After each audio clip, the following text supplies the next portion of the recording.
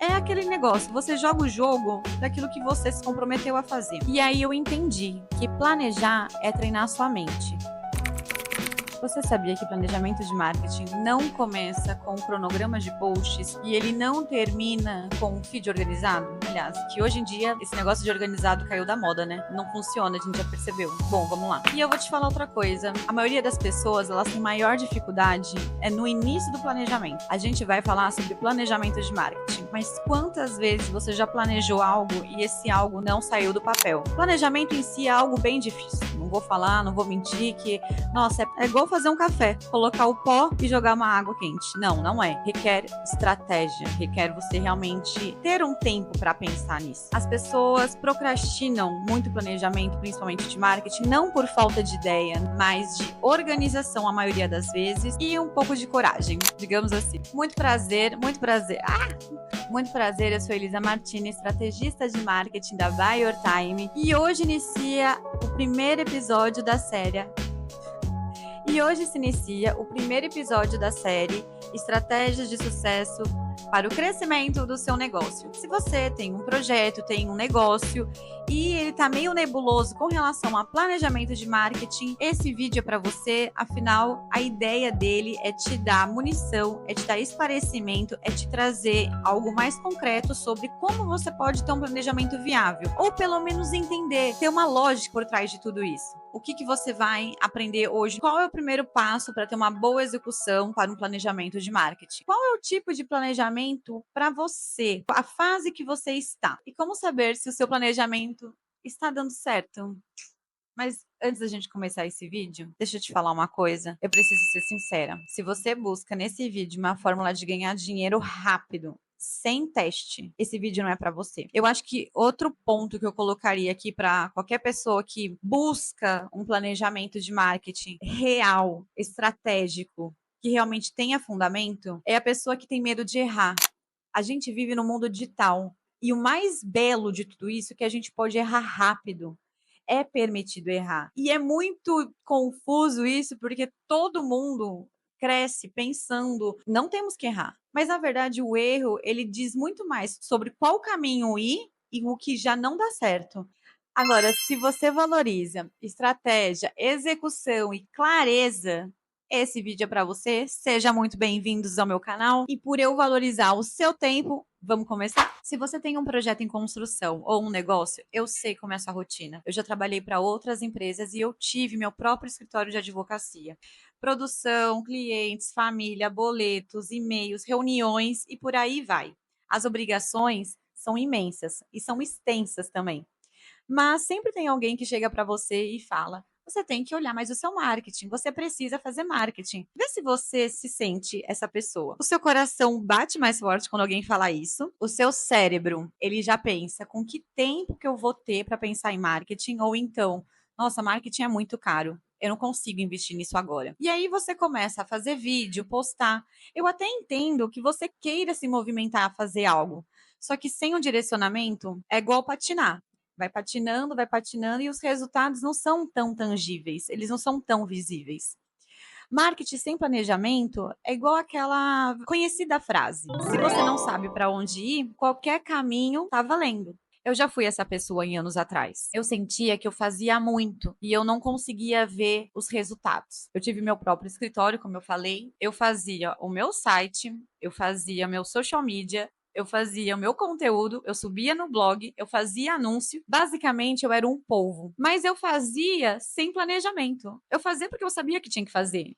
Quando eu tomei a liberdade de trabalhar para mim como advogada, eu pensei, tá, aqui estão as ferramentas que eu posso utilizar. Eu não tinha um direcional, eu não tinha uma campanha, até que eu entrei para uma agência de publicidade, que eu descobri o segredo de realmente acompanhar os resultados. O planejamento estratégico dentro de uma agência de publicidade me esclareceu muita coisa. E é isso que eu quero te ajudar hoje. Como acompanhar os resultados de marketing?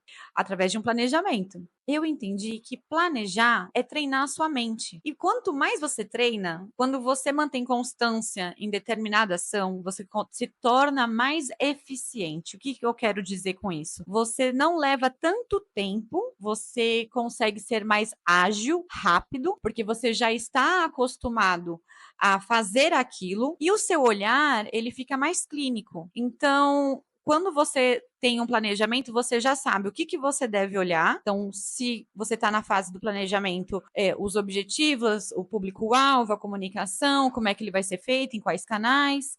E na parte de apuração de resultados, quais são as métricas necessárias, quais times você precisa conversar, tudo fica mais rápido. Então, você ganha eficiência, ao meu ponto de vista, com a constância e você ganha agilidade. Se eu pulo essa parte do planejamento, eu machuco toda a minha agenda, a minha rotina, a minha motivação também, ela acaba sendo prejudicada com isso. E quem perde é um negócio, é o projeto que você quer tirar do papel. Vamos descomplicar? Planejar marketing não é apenas montar um calendário. Na verdade, montar um cronograma de posts é uma etapa da execução. É desenhar uma estratégia, como que você vai colocar o seu produto ou o seu serviço para quem procura e para quem tem a intenção e para quem precisa mais dele. Às vezes as pessoas não sabem que precisa do seu produto ou do seu serviço. Elas não têm esse conhecimento. Então você precisa também apresentar para essas pessoas. A gente chama de público frio. Tá legal, mas qual planejamento de marketing é o ideal? Você pode se perguntar, são vários? Tem quantos? São milhões de planejamento? Como é que eu faço, né? Como é que eu sei qual é o planejamento ideal para mim? Você deve primeiro pensar, olhar as ferramentas que a gente tem de marketing e, de acordo com os seus recursos, entender, de acordo com o seu tempo também, entender qual dessas ferramentas é a melhor para você. Então, vamos colocar aqui quais são as mais conhecidas. Social media, marketing de conteúdo, brand community, que são as comunidades, marketing de influência, CRM, mídia paga, tráfego pago, que são os anúncios, e por aí vai. Depois que você definiu quais dessas ferramentas você vai utilizar para o seu marketing, a gente começa a definir canais dentro da campanha para você entender como vai ser o seu planejamento. Para você planejar o seu marketing de forma viável para o seu negócio ou para o seu projeto que você quer tirar do papel, pensar quanto de esforço eu posso colocar ou quanto eu posso investir também de grana, de dinheiro. Porque algumas ferramentas, por exemplo, marketing de influência, você vai precisar fazer uma parceria. Então, existe um pagamento. Você vai dar um produto para o influenciador divulgar, ou então você vai pagar a fim de que ele poste determinadas vezes. Então, tudo a depender da ferramenta que você vai usar, existe sim uma contraprestação. Por exemplo, marketing de conteúdo. Ele não é pago, mas ele exige que você tenha constância para que você faça os conteúdos e as pessoas lembrem de você, lembrem dessa solução. Como você pode trabalhar os seus funcionários a serem também colaboradores da marca, eles são os defensores da marca. Como você também pode trabalhar o GC, que são os próprios consumidores fazendo a divulgação do seu serviço, a divulgação do seu produto. Após você definir isso, você tem que responder as 5 perguntas. Primeira pergunta: aonde eu quero chegar? É o objetivo desse planejamento de marketing. Então, meu planejamento de marketing é ter maior alcance. Eu quero que as pessoas me conheçam mais, a fim de que futuramente elas possam visitar minha loja, conquistar novos clientes. E essa parte de novos clientes, ela é muito importante, porque se a gente pensar, não existe cliente fiel, gente. O cliente ele vai comprar de você, mas ele também pode comprar do seu concorrente. Então, é sempre importante trazer novos clientes também para sua base, ou seja, no seu estabelecimento físico, ou seja, para o seu site. Então você aí pode definir qual que é o seu objetivo. Segundo, persona. Com quem eu estou falando? Ah, mas eu tenho vários públicos. Ótimo. Se você tem vários públicos, para cada público você vai usar uma comunicação. O mais importante quando você definir o público é entender qual é a dor dele. Como é a forma que você vai conversar com ele, trazendo uma solução para a dor do seu cliente. Terceira pergunta: formatos. Quais são os formatos que você se disponibiliza a fazer esse planejamento? Por quê?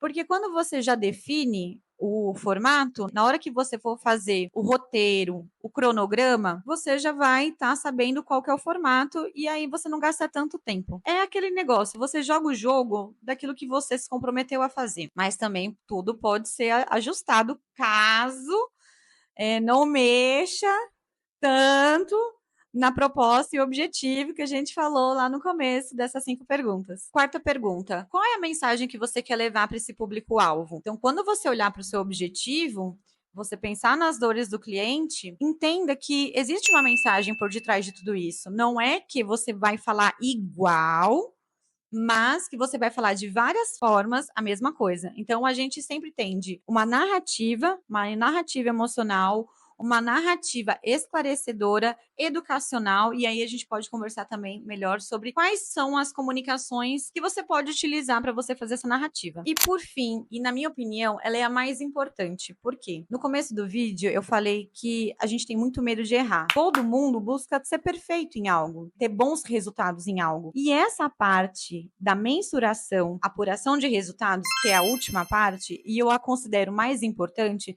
porque só vai validar se tudo que nós fizemos até agora deu certo, ou ela precisa de um ajuste, ou ela deu errado.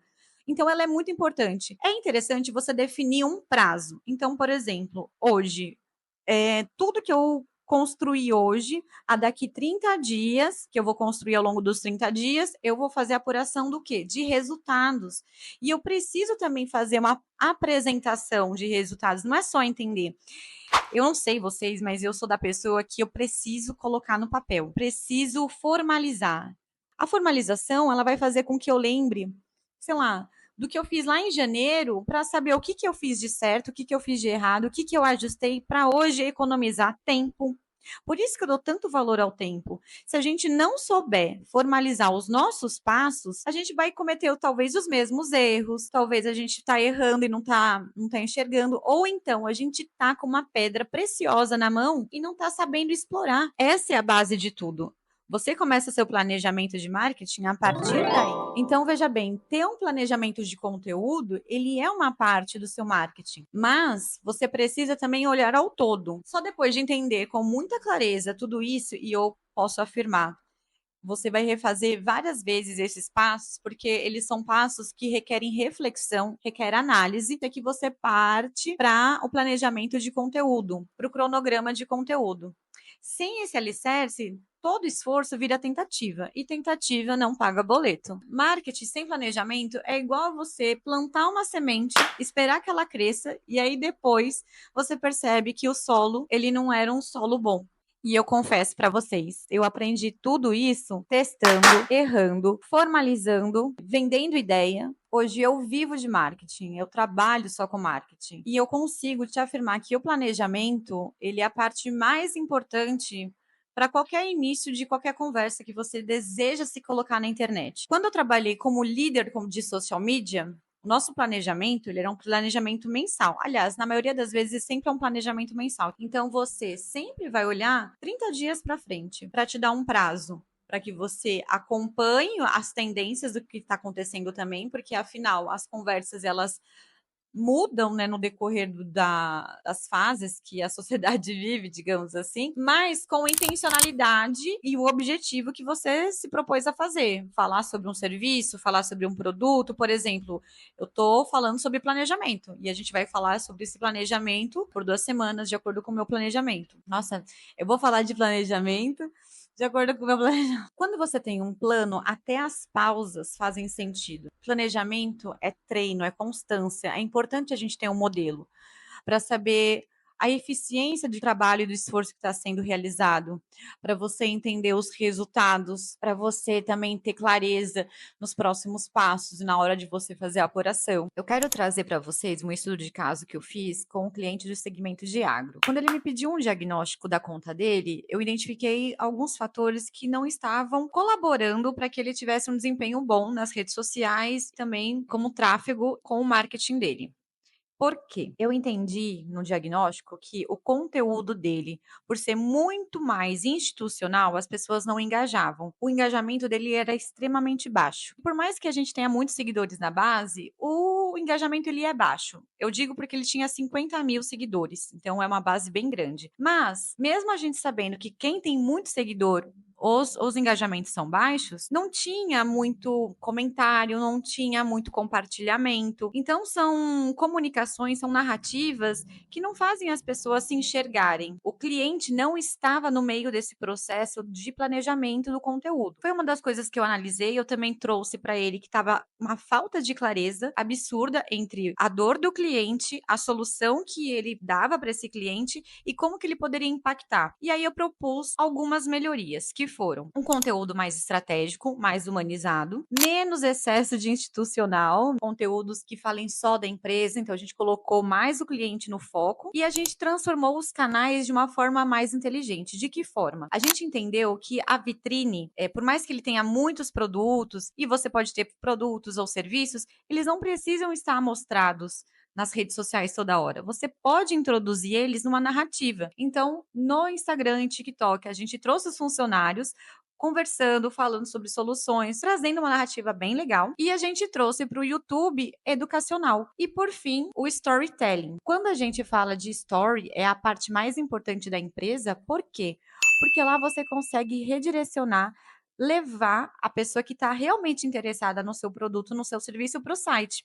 E aí a gente criou uma estratégia só para os stories, a fim de que a pessoa que está interessada naquela solução, naquela comunicação, a pessoa clica e vai direto para o site. Você não precisa aparecer todos os dias, mas você precisa criar conteúdos de qualidade e ter intencionalidade nas suas ações. Ter constância, ter planejamento te traz paz e você consegue observar a evolução dos seus resultados. Planejar é um ato de coragem, é um ato de constância e você precisa ter essa disciplina se você quer realmente trabalhar com marketing digital. O mais legal também de eu ter trabalhado para grandes empresas é que você adquire uma responsabilidade de defender o seu posicionamento e a sua ideia, a sua estratégia. Então, uma coisa muito legal é que sempre tinha a oportunidade de fazer apresentações. E não sei vocês, mas eu amo fazer apresentação.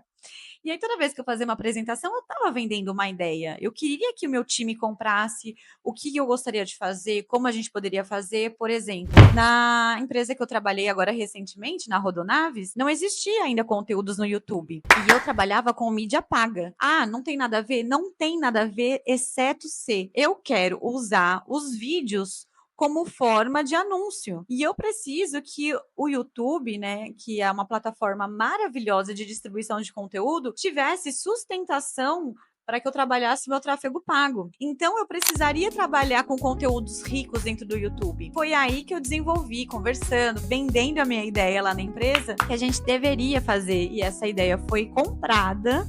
E eles fazem isso hoje. Então, o mais legal também é você olhar os seus concorrentes, porque eu via que existia aí uma oportunidade muito boa. Pouquíssimos concorrentes usavam o YouTube de uma forma inteligente. Eles colocavam apenas seus produtos, seus serviços, mas não fazia uma conexão, não trazia conexão com um cliente. E aí foi onde eu vi essa oportunidade e a gente conseguiu implementar mais essa estratégia a fim de quê? A fim de sustentar a mídia paga.